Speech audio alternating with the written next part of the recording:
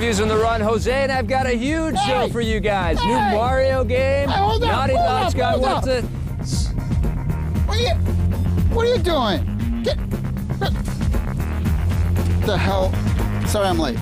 Late? Yeah. We were supposed to be on the show in March. I've been emailing you every week. We do the show every week, dude. I've been having all kinds of guest reviewers. Video Games Live tour thing. You didn't get my emails. Right. The video game thing. What is that again? Spam filter, maybe. Spam, yeah. You had the spam filter on. I told you I was world tour music concert thing. Video Games Live. Well, you ready to do the show then? Yeah. Well, hold on. I'll get us all caught up. All okay? Right. Okay. This game sucks. You have a big head. Tron! And give me something to shove down my pants. And we're good. We're all good. Don't worry, man. Glad he's back. Good.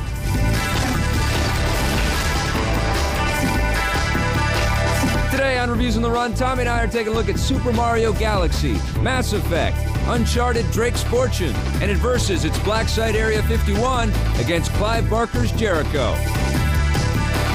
All right, welcome to the show. It's going to be a big one. We've got lots of huge games to talk about. Welcome back, Tommy. Thank you. We've been touring all over the world. Missed you on Video Reviews. Games Live. I know, congratulations. And we're doing it all again in 2008, so hopefully you can come out on the road to some of our shows. We'll shoot some shows out there. Count on it, count on it. All right, let's talk about Mario. We're swinging. We haven't done this in a while. When was the last time we did this? I remember it was 10 years ago. It was that Yoshi thing. Let's do it again. Remember it was Yoshi's. Like, la, la, la, la, la.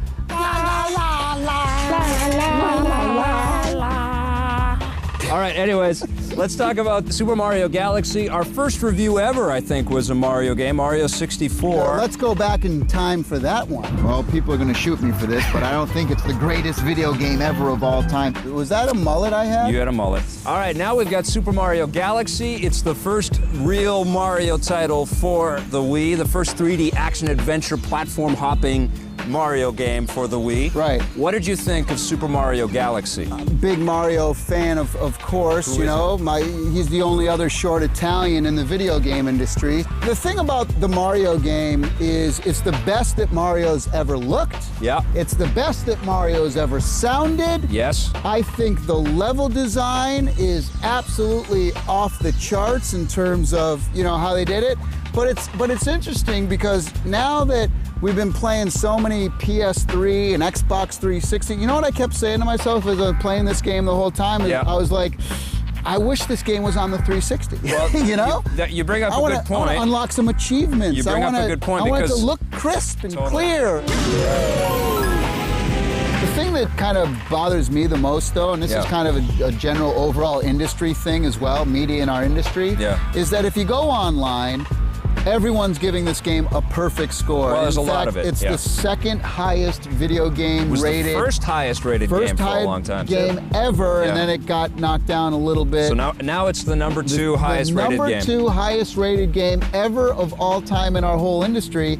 And you know, I gotta think to myself that there's some bias creeping in there. First of all, I would say I like Mario 64 better than this game. I like Super Mario World better than this. Yeah, I mean, those are... Yeah. For the time, and the innovation, and everything that came out. But this is still... And the thing is that take this exact same game and take the character of Mario out and put in some squirrel. Would it be getting 99%? Yeah, you're right. That's a good point. That's a thing that I'm like, you know, going into it for me, I was reading all these things and getting all this hype up, and then it kind of lets me down a little bit when I play the game. You know what, though? There is some credibility to that. How many games have we... I mean, you gave Charlie and the Chocolate Factory a great score because you love the world of Charlie and the Chocolate Factory. That's fair comment. I've done that with Star Wars games. Sure. You know, and Mario is a beloved character that has so much pull and attraction, and if you're a Mario fanatic, you're going to freak out at how cool this game is. There's a lot to enjoy. Giving it a 9.5 out of 10. What are you going to give it? For me, I think it's an 8.5. I think it's a really solid game, but definitely not one of the greatest games ever of all time, in my opinion.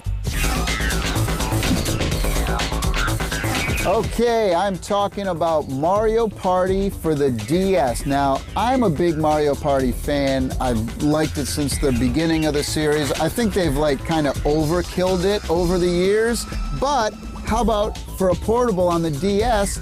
I love this game. The whole premise is Bowser's shrunken everyone down, And so what's kind of cool about it is all of the different mini games and things, you're like really small, so you'll like big hamburgers will be around you, or you're in a pinball machine, or remote control cars are zooming by and this and that. So there's over 70 mini games. But the coolest thing I think about this is that if you have one cartridge, anyone within range of the cartridge can download the game onto their DS, and you can play up to 4 players can do that. I really like this one a lot. I'm giving it an 8.5. Hey, don't go away. We're coming right back with another huge game. It's Mass Effect This from is fun. BioWare and Microsoft. You're not as high as I am. You're not as high as I am. You can never be too old for swing.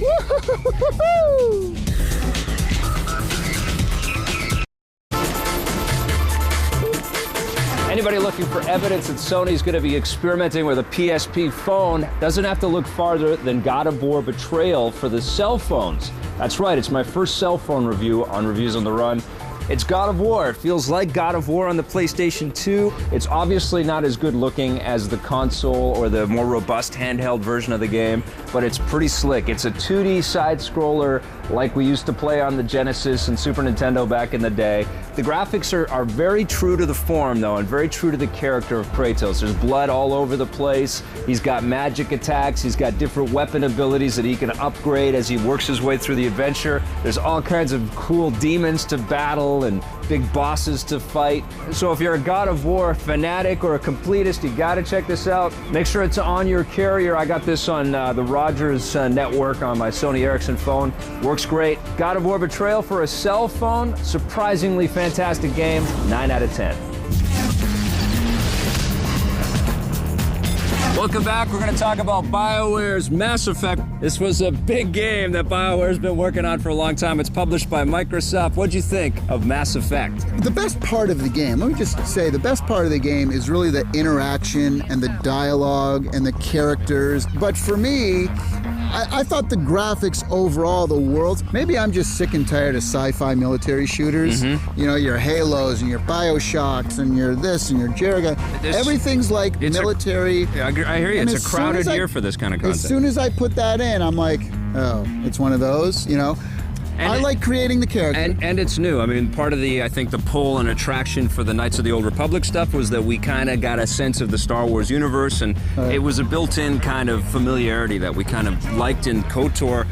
This is entirely new, but I think that also gave BioWare a lot of freedom to go off and explore new directions that they hadn't been able to before. It's massive, it's huge, there's lots of cool things to do. The character designs are amazing, the music is great, the voice acting, all of the sort of presentation elements are just terrific, but there are some major flaws in the actual core of the gameplay. Well, for me, the combat, you know, BioWare, as great as they are, I still think needs to improve on some of the combat stuff. Talk about how ambitious that is, though, because this time they did try to give you a bit of a real-time vibe and like you're jumping into a shooter, and it's not a shooter, it's an RPG, and you're supposed to think about what weapons you're taking in and what weapons your allies are taking in and how you're going to approach battles, and you can talk your way out of battles. You don't have to fight every single time. Which is great. And you have to train on the weapons, and you have to like really methodically kind of think about how you're going to approach stuff. You can avoid all that thinking and just jump into the firefights,